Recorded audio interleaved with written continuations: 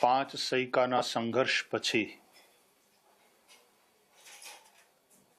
હજારોના બલિદાન પછી, લાખો લાખો લોકોના સમર્પણ, સેવા અને સંઘર્ષ પછી અને સર્વોચ્ચ ન્યાયાલયની લાંબી ન્યાયિક પ્રક્રિયામાંથી પાસ થયા પછી અને સર્વોચ્ચ ન્યાયાલયના આદેશ અનુસાર અયોધ્યાજીમાં રામ મંદિરનું નિર્માણ થયું છે અને થઈ રહ્યું છે. કેટલાય વર્ષોની પ્રતીક્ષા પછી આ ઘડી આવી છે, ત્યારે ભારતમાં રહેનારા સનાતન ધર્માવલંબીઓ અને વિશ્વ આખાની અંદર વિસ્તરેલા ફેલાયેલા સનાતન ધર્મના લોકો અને સનાતન ધર્મ પ્રત્યે જેને આદર છે એવા અનેક લોકો દ્વારા આ ઘડીના ઓવારણા લેવાઈ રહ્યા છે. આખું ભારત વિશેષ કરીને 22મી જાન્યુઆરીની પ્રતીક્ષામાં છે. વર્ષોના વનવાસ પછી ભગવાન રામ જાણે ફરીથી અયોધ્યામાં આવ્યા હોય એવી લાગણી ભારતનો સનાતની અને એક સ્વસ્થ ભારતીય કોઈ પણ કોમનો નાગરિક હોય એ અનુભવી રહ્યો છે. ખૂબ સદભાવના વાતાવરણમાં ભગવાન રામજી નવનિર્મિત ભવ્ય દેવાલયના ગર્ભગૃહમાં પ્રતિષ્ઠિત થઈ રહ્યા છે. હજારો સંતો, લાખો ભક્તો એની ઉપસ્થિતિમાં માનનીય યશસ્વી પ્રધાનમંત્રી શ્રી નરેન્દ્રભાઈ મોદીજી અને અન્ય મહાનુભાવોના ઉપસ્થિતિમાં આ પ્રતિષ્ઠા વિધિ સંપન્ન થશે. સામાન્ય રીતે કોઈ પણ રાષ્ટ્રનો રાજા હોય તો એનું રાજતિલક થતું હોય છે ધર્મગુરુ દ્વારા. આજે આપણા રાષ્ટ્રના યશસ્વી પ્રધાનમંત્રી એ પોતે જ્યારે પ્રાણ પ્રતિષ્ઠા કરશે રામ મંદિરમાં, ત્યારે પ્રધાનમંત્રીના રૂપે સમગ્ર ભારત વર્ષ રામલલ્લાની પ્રાણ પ્રતિષ્ઠા કરી રહ્યું છે, કારણ કે પ્રધાનમંત્રી પ્રતિનિધિ છે કરોડો કરોડો ભારતીયોના. અને જ્યારે પ્રધાનમંત્રી પ્રતિષ્ઠા કરી રહ્યા છે ત્યારે સમગ્ર ભારત વર્ષના રામને પ્રેમ કરનારા, રામમાં આસ્થા રાખનારા કે રામનો આદર કરનારા કરોડો કરોડો ભારતીયો જાણે પ્રાણ પ્રતિષ્ઠા કરી રહ્યા હોય એવો એક ભાવ, એવો એક ઉત્સાહ, એવો એક ઉમંગ સમગ્ર ભારત વર્ષમાં છે. અને એ ક્ષણની પ્રતીક્ષામાં સૌ લોકો એકદમ ઉત્સુકતા સાથે એ ઘડીની પ્રતીક્ષા કરી રહ્યા છે. ભાઈશ્રી, દરેક તીર્થ ક્ષેત્રનો એક મહિમા હોય છે, દરેક નદીનો એક મહિમા હોય છે, દરેક યાત્રાનો પણ એક મહિમા હોય છે. શાસ્ત્રોમાં પણ તેનું વર્ણન છે. આપ અમારા દર્શકોને એ જણાવી શકશો કે અયોધ્યા ધામના દર્શન કરવાથી શું ફળ મળે છે? અયોધ્યાજી આપણા માટે મોક્ષદાયીની પુરી છે. 7 મોક્ષદાયક પુરીઓમાં સૌથી પહેલું નામ આપણે અયોધ્યાજીનું લઈએ છીએ. અયોધ્યા, મથુરા, માયા, કાશી, કાંચી, અવંતિકા, પુરી, દ્વારાવતી ચૈવ સપ્તૈતા મોક્ષદાયિકા.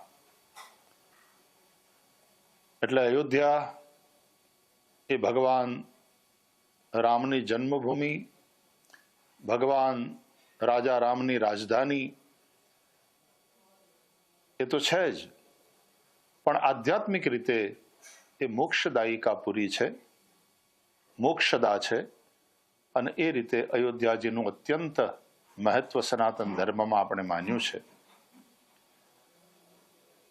રામ,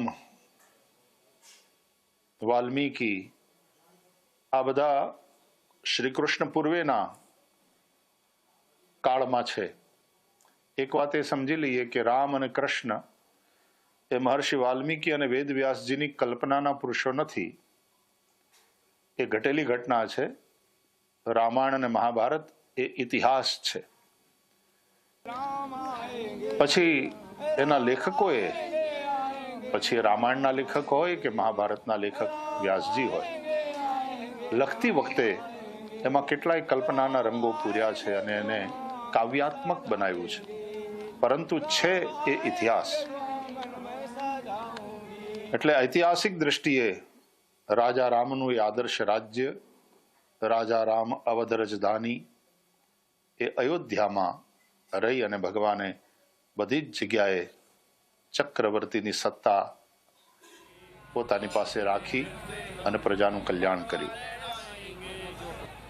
આપણું શરીર એ પણ અયોધ્યા છે અને એમાં હૃદયના ગર્ભગૃહમાં જ્યારે રામને રાજા તરીકે પ્રતિષ્ઠિત કરીએ અને એની આજ્ઞામાં રહીએ, આત્મારામ, ત્યારે નિશ્ચિતપણે વ્યક્તિ એવું જીવન જીવે કે એ સ્વર્ગ અને નરક એ બંનેથી મુક્ત થઈ અને અપવર્ગ, કારણ કે માનવ શરીર સ્વર્ગ નરક અપવર્ગ નિશેની, અપવર્ગનો અર્થ થાય મોક્ષ, મોક્ષની પ્રાપ્તિ કરી શકે. તો અયોધ્યા આપણા માટે મોક્ષદાયિકા પૂરી છે.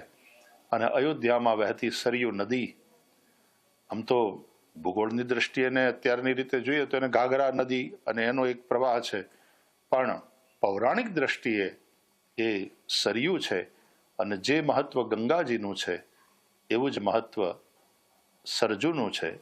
એ સરજુના તીરે વસેલી મોક્ષદાયિકા પુરી, આપણે પણ એ ભક્તિરૂપી સરયુમાં સ્નાન કરી અને મોક્ષદાયિકા પુરીના નાગરિક તરીકે, જેમ લોકમાન્ય તિલકે કહ્યું હતું ને કે સ્વાતંત્ર્ય મારો જન્મસિદ્ધ અધિકાર છે, એમ આધ્યાત્મિક રીતે કેવું હોય તો એમ કહું કે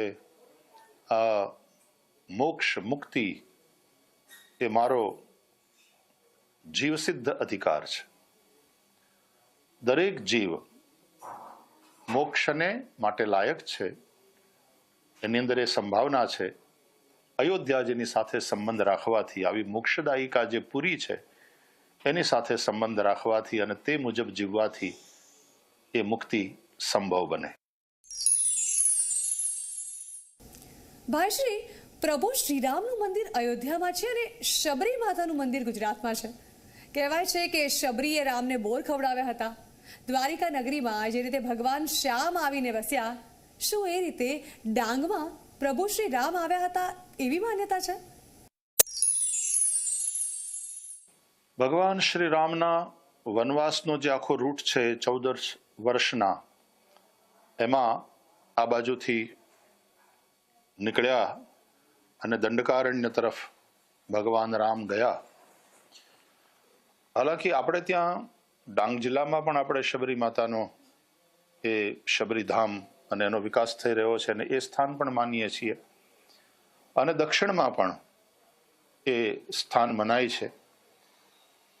પણ મહત્વની વાત એ છે કે રાજા બનતા પહેલા ભગવાન રામે ઉત્તરથી દક્ષિણ સુધીની ભારતની જે યાત્રા કરી, વનવાસીઓને મળ્યા, દરેક એવો વંચિત સમાજ જે ક્યારે અયોધ્યા ન જઈ શકે, ભગવાન રામે અયોધ્યાથી નીકળીને એવા વંચિત સમાજ સુધી જઈ અને એમને પ્રેમ આપ્યો, એમને અપનાવ્યા. પછી એ કેવટ હોય કે એ શબરી મૈયા હોય. રામચરિતમાનસના માધ્યમથી કહું તો તુલસીદાસજી એવું નથી કહ્યું કે એઠા બોર ખવડાવ્યા, તો કંદ મૂલ ફલ સુરસ અતિ દિયે રામ કહું આની, और प्रेम सहित प्रभु खाए बारंबार बखानी.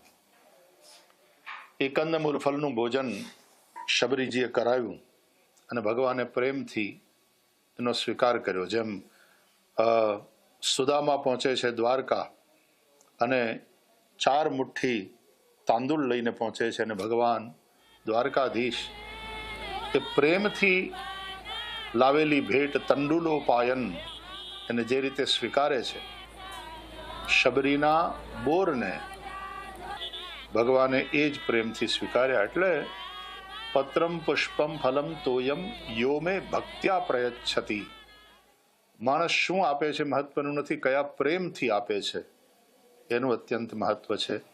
અને શબરીની પ્રતીક્ષા, શબરી મૈયાનો પ્રેમ, તો નિશ્ચિતપણે જ્યાં આવો પ્રેમ છે ત્યાં શબરીએ અયોધ્યાની યાત્રા ન કરવી પડે. રામ અયોધ્યા છોડીને જાત્રા કરતા કરતા શબરીની ઝૂંપડીએ પહોંચે. આપણા ડાંગની અંદર પણ એ સ્થાન છે અને આપણા માટે, ગુજરાત માટે એનું વિશેષ મહત્વ છે. ભાઈશ્રી, ભગવાન શ્રી રામ પાસેથી આજના સમયમાં સામાન્ય જનતાએ શું શીખવું જોઈએ? ભગવાન શ્રી કૃષ્ણ પ્રેમ અને વ્યવસ્થાપન શીખવે છે. ભગવાન રામ શું શીખવે છે? હું કથાઓમાં કહેતો રહેતો હોઉં છું કે ધર્મના બે રૂપ છે, ઉચ્ચરિત ધર્મ અને આચરિત ધર્મ. એક ઉચ્ચરિત ધર્મ દ્વારા ધર્મની ચર્ચા થાય, જે અમે વ્યાસપીઠ ઉપરથી કરતા હોઈએ છીએ, જ્યાં સત્સંગ થતા હોય છે ત્યાં ધર્મ ચર્ચા થાય. પણ ધર્મ ચર્ચા કરતા પણ વધારે મહત્વનું છે ધર્મચર્યા, એ ધર્મનું આચરણ. ભગવાન શ્રી રામ એટલે આચરિત ધર્મ. એટલા માટે જ એવું કહેવાયું કે રામો વિગ્રહવાન ધર્મ. શ્રી રામ ધર્મનું મૂર્તિમંત સ્વરૂપ છે. એટલે ભગવાન રામનું કોઈ પણ કાર્ય, ભગવાન રામનો વિચાર, આ બધું જ ધર્મને અનુરૂપ હોય છે. ધર્મમ ભજસ્વ સતતમ, સતત ધર્મના માર્ગે ચાલવું જોઈએ.